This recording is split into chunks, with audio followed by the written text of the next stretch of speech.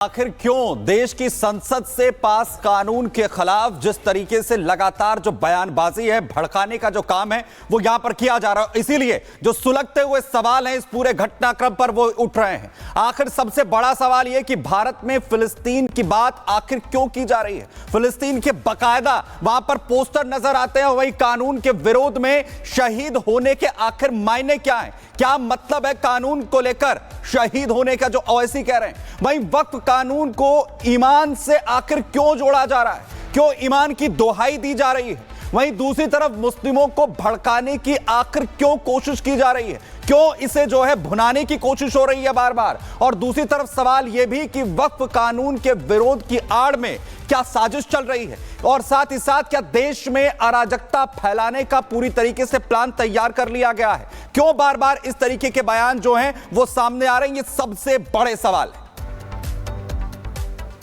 तो देखिए, वक्फ कानून से अगर किसी को आपत्ति है तो सुप्रीम कोर्ट में उसमें लड़ाई लड़ी जा रही है, लेकिन फिर भी कुछ लोग सियासत करने से बाज नहीं आ रहे हैं। AIMIM और All India Muslim Personal Law board सड़कों पर उतरी, लेकिन वक्फ कानून की आड़ में सरकार पर भी उन लोगों ने जमकर भड़ास निकाली। इसी सियासत पर एक रिपोर्ट आपको दिखाते हैं।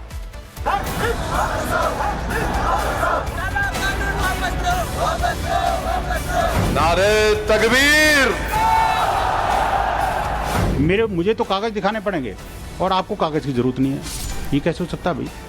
नए वक्फ कानून के खिलाफ विपक्ष की प्रेशर टैक्टिक्स का सिलसिला नॉन स्टॉप जारी है।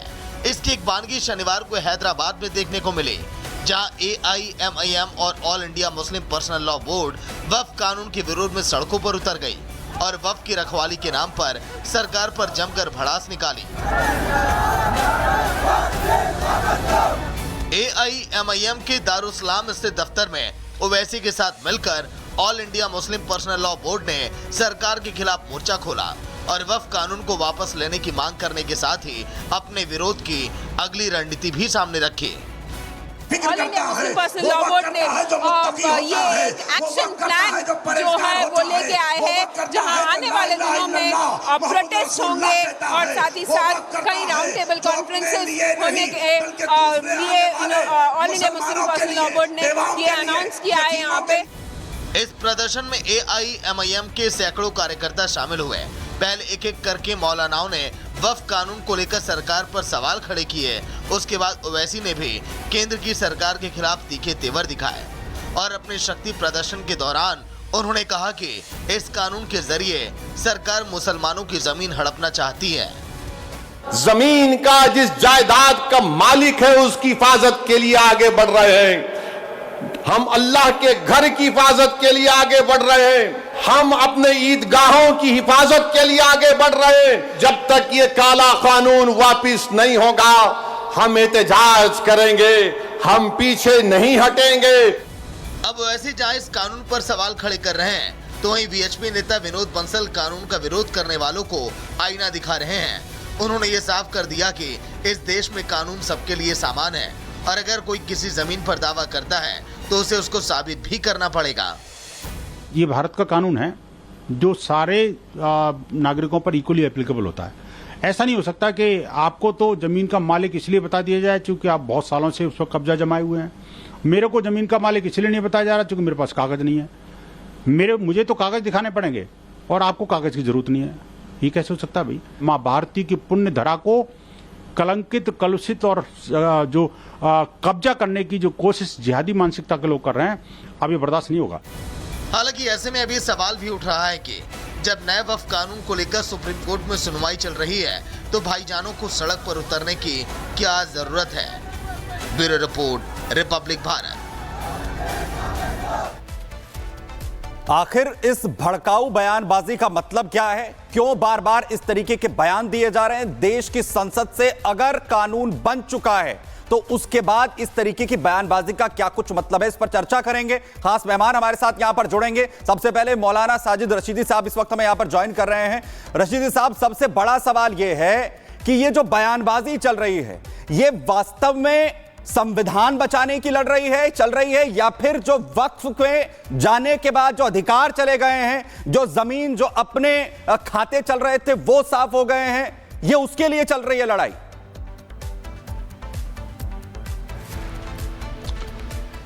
नहीं, देखिए ये जो लड़ाई है, असदुद्दीन अवैसी जो लड़ाई लड़ रहे हैं वो उस ज़मीन की लड़ाई लड़ रहे हैं जो उनके पास वक्फ बोर्ड की ज़मीन है, जो उन्होंने एक ज़माने से कब्ज़ा कर रखी है। ये उसी की लड़ाई है और उसी के लिए आप देख भी रहे होंगे, हालांकि वो खुद वकील हैं, बैरिस्टर हैं, उनको पता होना चाहिए कि जब मामला कोर्ट में है तो इस तरह के एहतजाज, इस तरह के प्रदर्शन, इस तरह की धमकियाँ, ये सब नहीं होनी चाहिए। लेकिन वो जानबूझकर कर रहे हैं। वो वक्फ कानून का सहारा लेकर मुसलमानों में अपनी पेट बढ़ाना चाहते हैं, मुसलमानों से हिंसा कराना चाहते हैं और हिंसा भी इस लेवल पर कराना चाहते हैं कि पूरे देश में एक हिंसा का वातावरण हो जाए और उसके बाद में फिर इनको जिनाह बनने का मौका मिल जाए। ये एक नए जिना बनना चाहते हैं देश में। ये फिर आपसे कहेंगे कुछ दिन के बाद में कि देखो मुसलमान की न यहाँ ज़मीन महफूज है, न यहाँ मुसलमान खुद महफूज है, इसलिए हमें अलग मुल्क दे दो। बिल्कुल मौलाना साजिद रशीदी, आपने जो एक बात कही है कि वो खुद बैरिस्टर है, खुद वकील है। जी मौलाना साजिद रशीदी, जब सुप्रीम कोर्ट में पहले दिन वक्फ कानून को लेकर के सुनवाई हुई थी तो उस दौरान सबसे पहले कंक्लूड करते हुए सुप्रीम कोर्ट की तरफ से बड़ी बात कही गई थी कि जो देश भर में हिंसा हो रही है वो बेहद गलत है और उसी के साथ जो भड़काऊ बयानबाजी हो रही है वो भी बेहद गलत है। उन सब के बीच खुद भी पहुंचे थे असदुद्दीन ओवैसी दोबारा सुनवाई के दौरान। उनकी तरफ से कहा भी गया था कि हम कानूनी लड़ाई लड़ रहे हैं, लेकिन कानूनी लड़ाई लड़ने के बीच में प्रेशर बनाना आखिरकार क्यों?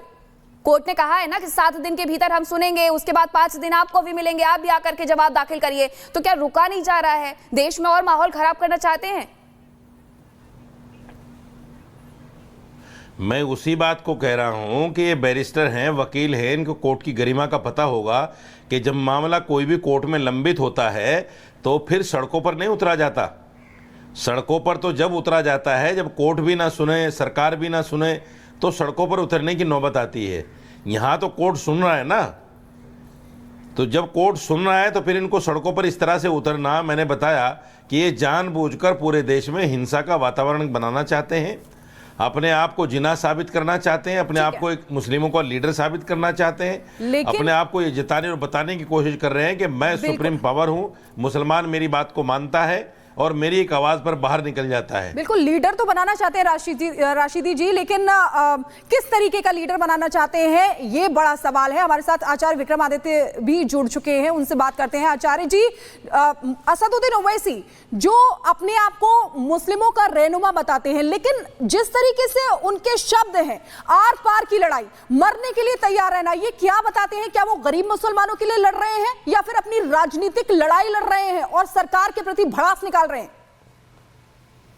बिल्कुल सही बोल रहे हैं, आर पार की लड़ाई है, बिल्कुल उनकी आर पार है, क्योंकि इस प्रकार से उन्होंने वक्फ बोर्ड की लैंडों पे कब्जा कर रखा है। अगर उन्होंने इस कानून का विरोध नहीं किया तो वही बर्बाद हो जाएंगे। इस वक्त तथाकथित तौर पर मुस्लिम पर्सनल लॉ बोर्ड के जितने भी बड़े बड़े पदाधिकारी रहे हैं और 70 साल तक आजादी की है, ये 1955 के बाद जितने भी वक्फ बोर्ड के बड़े बड़े अफसर रहे,